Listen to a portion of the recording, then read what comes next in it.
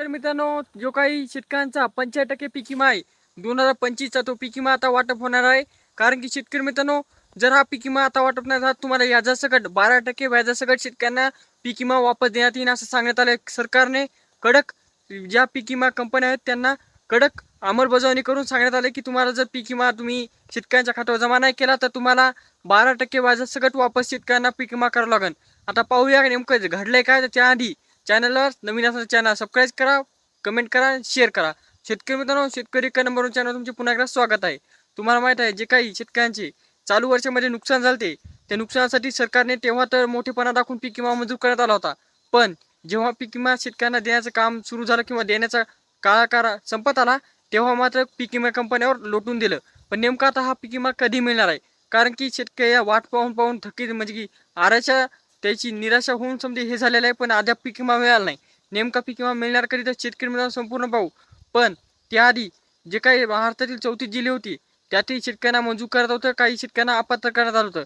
कोणत्या शेतकऱ्यांना अपात्र करण्यात आलं होतं? ज्या शेतकऱ्यांनी पीक पाहणी केली नव्हती, ज्या शेतकऱ्यांनी पीक विमा भरला नव्हता, ज्या शेतकऱ्यांनी पीक नुकसान झाल्यानंतर तक्रार केली नव्हती, अशा प्रकारच्या शेतकऱ्यांना अपात्र करण्यात होतं. पण त्यानंतर बरेचसे शेतकरी अपात्र झाले.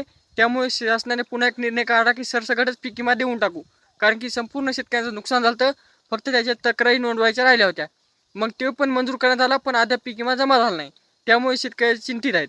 तर शेतकरी मित्रांनो, आता सांगण्यात येत आहे की जे काही अधिवेशन होणार आहे त्या अधिवेशनामध्ये जे काही हेक्टरी 17,500 रुपये पीक विमा मंजूर करण्यात आला आहे शेतकऱ्यांना सरसकट, तो पीक विमा या अधिवेशनानंतर मिळेल असं सांगण्यात येत आहे. कारण की लवकरात लवकर मिळेल असं सांगण्यात आलं होतं, पण पीक विमा कंपन्या सांगत आहेत की आम्ही इतका पीक विमा शेतकऱ्यांच्या खात्यावर जमा करण्यात आला, हे आलंय ते आलंय. तर आता ही जे काही अधिवेशन आहे त्यामध्ये बैठक बसल्यानंतर समजा पीक विमा कंपन्याकडून माहिती घेतली जाणार, किती पीक विमा शेतकऱ्यांपर्यंत पोहोचलाय, किती राहिलाय, किती बाकी आहे, किती देणार आहेत.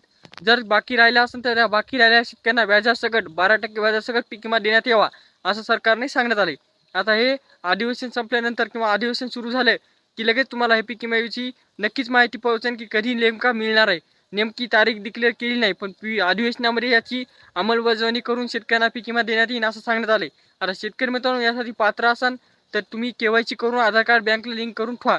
जर नसाल तरी पण पात्र संपूर्ण शेतकरी आहेत, पण जर केवायसी केली नसेल तर पैसे येणार नाहीत असं सुद्धा सांगले आहे सरकारने. कारण की डीबीटीद्वारे पैसे पाठवण्यात येतात, त्यामुळे कोणतेही शेतकरी अपात्र राहता कामी नाही. शेतकरी मित्रांनो, अशा प्रकारची माहिती होती. जर पीक विम्याची संपूर्ण माहिती पाहिजे असेल तर आता अधिवेशन लवकरच सुरू होणार आहे. चॅनलला सबस्क्राईब करून ठेवा, जेणेकरून महत्त्वपूर्ण माहिती तुमच्यापर्यंत पोहोचत राहील. भेटूया नेक्स्ट व्हिडिओ, तोपर्यंत धन्यवाद.